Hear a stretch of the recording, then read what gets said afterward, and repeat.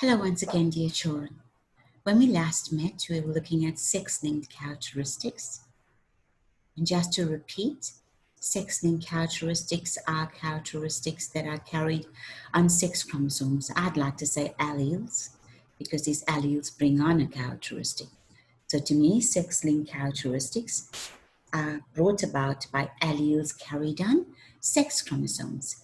And as I said to you before, that the sex chromosomes we're going to be looking at in our study this year are the X sex chromosomes, not the Y. So it'll be X to the capital D, Y, or X to the small d, Y, or X to the capital D, X to the capital D, or X to the capital D, X to the small d, or X to the small d, X to the small d. I am giving you the different variations if you find that there's an allele capital D, which is dominant, and an allele small d, which is recessive. So my dear children, if I want to show a male who has got the dominant characteristic, I will say X to the capital D, Y. No? If I had to show the male who has the recessive characteristic and possibly the disease, because a recessive allele causes the disease, he will be X to the small d, Y. So a male can either be one of two genotypes, X to the capital DY, X to the small dy. So he could either have the condition or not have the condition. Why? Because he has only one X chromosome. And as the allele is carried on the X chromosome, my dear children, he could have only one allele. So he could be X to the capital DY, once again, or X to the small dy. Why am I talking about this? With a female, let's go back a bit. The X to the capital DY, he would have the normal characteristic. X to the small dy, he would have the disease. So he needs only one recessive allele in this case to get the disease. Let's look at a female. A female is XX. So she needs an allele on each of her X chromosomes, or she carries an allele on each of her X chromosomes. So in other words, any female in a sex-linked inheritance would have two alleles. Any male would have one allele.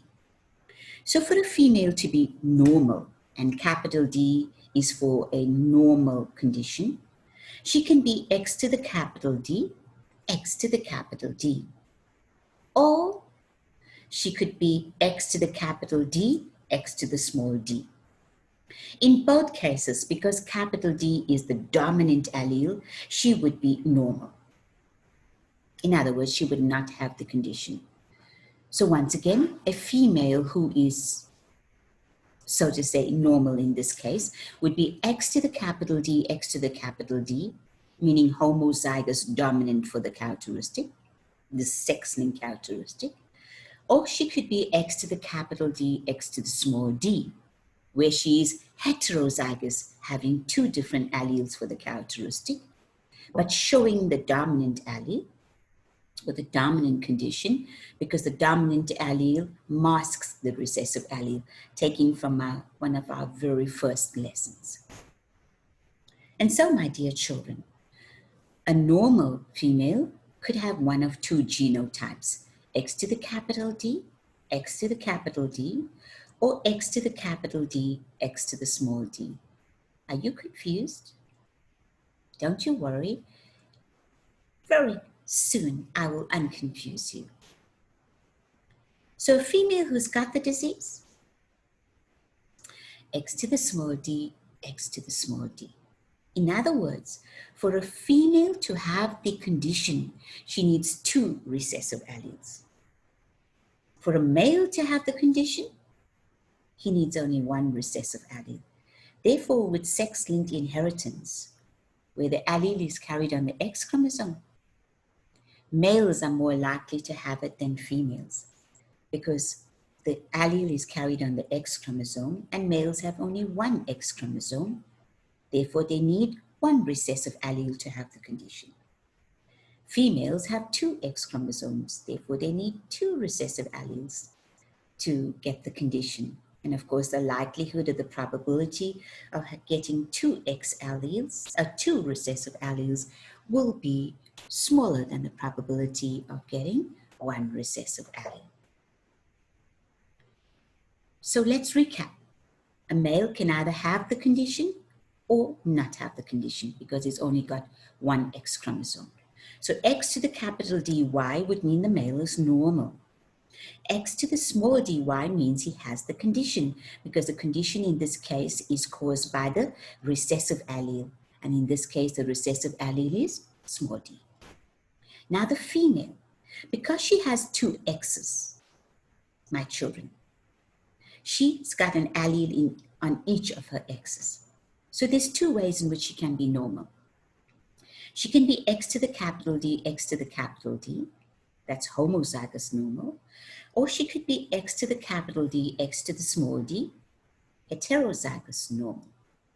But there's only one way in which she can have the disease because she needs two recessive alleles to get the disease. X to the small d, X to the small d would be a lady with the disease. Let's go back to her being normal, darlings. We said she can be X to the capital D, X to the capital D, and please feel free to write as I am talking. Or she could be X to the capital D, X to the small d.